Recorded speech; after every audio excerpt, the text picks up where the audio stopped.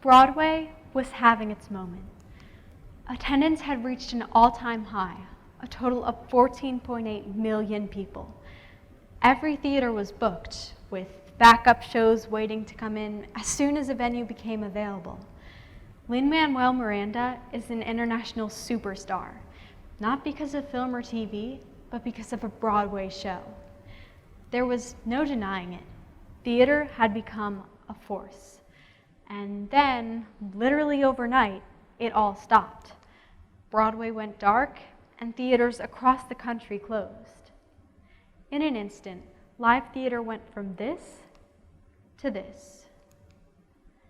Yes, you are looking at a picture of professional musicians performing to a live audience of plants. I was trying to process it all. Clearly, there were so many people affected by this pandemic who lost family members, their health, their jobs. I'm truly grateful that, for now, my main loss is simply life as I knew it at the time.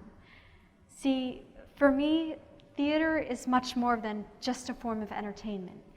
It's been a huge part of my life for as long as I can remember.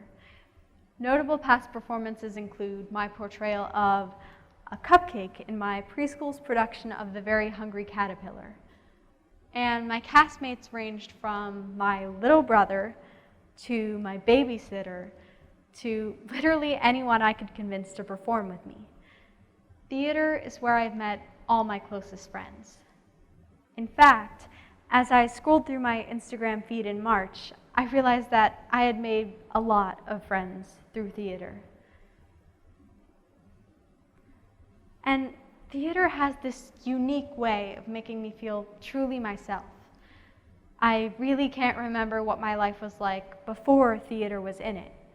Unfortunately, in March 2020, it seemed I was about to find out.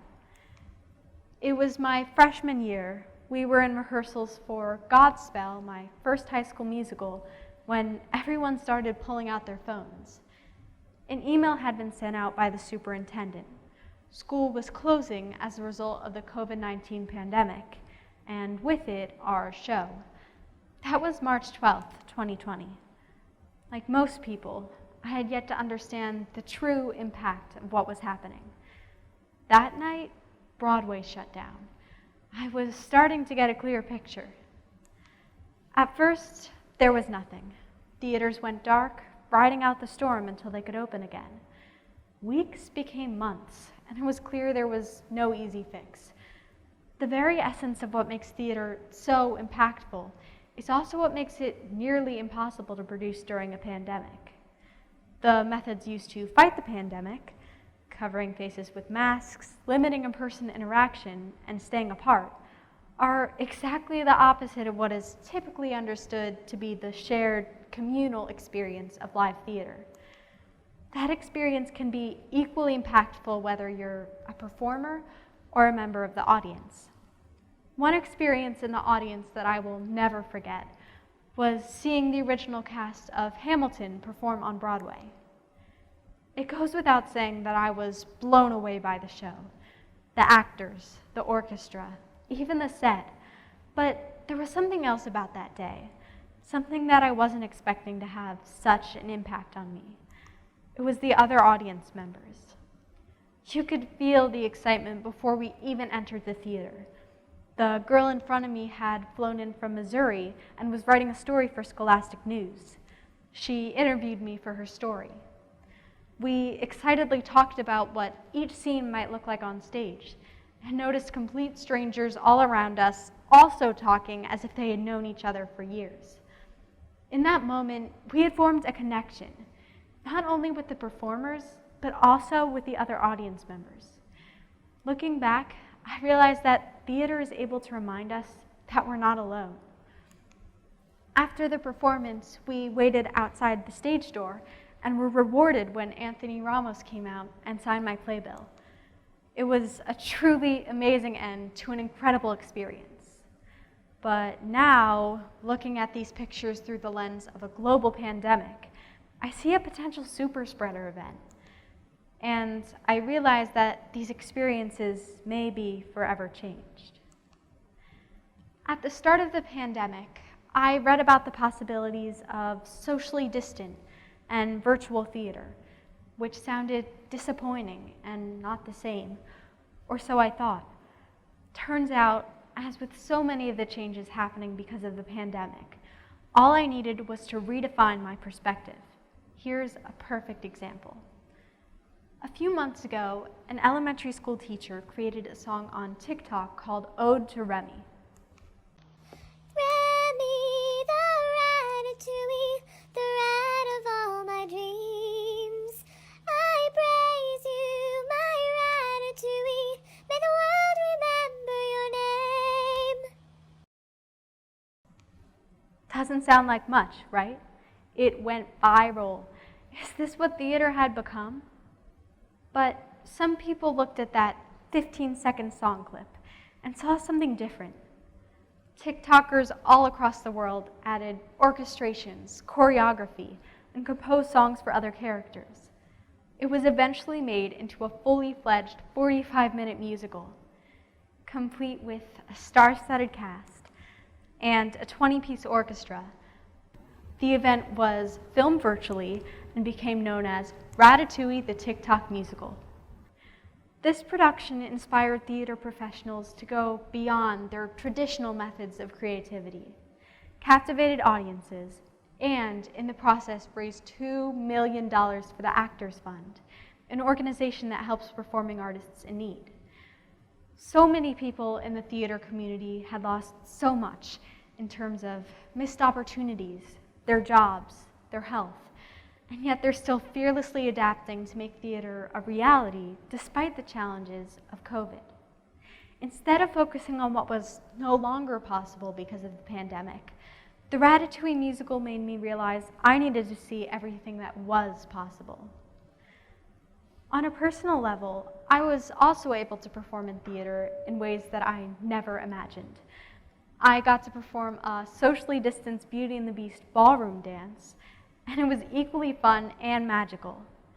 I continue to make friends despite our masks and social distancing. With my eyes open to new possibilities, I even participated in an entirely virtual Zoom musical. Remember the high school production that had to be canceled at the start of the pandemic? Well, high school theater has found a path forward as well. This fall, along with 34 other castmates, I was able to perform in my school's fall play, The Laramie Project.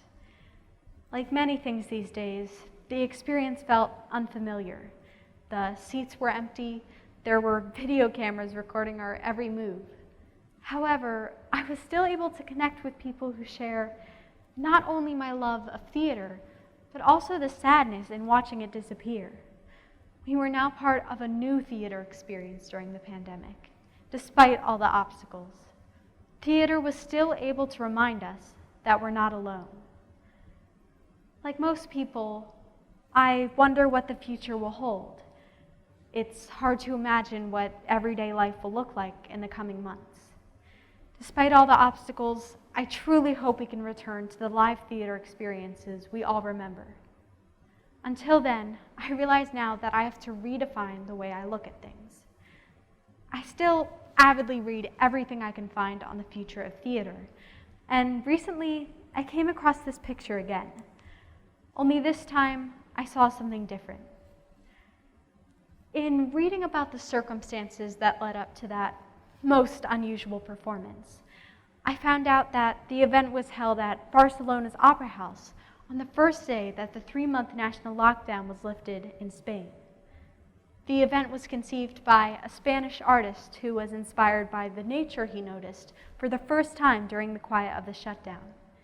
He filled the 2,292 seats of the Opera House with plants brought in from local nurseries. As the string quartet performed, the event was live streamed on June 22, 2020. After the concert, the plants were donated to healthcare workers on the front lines with a certificate from the artist.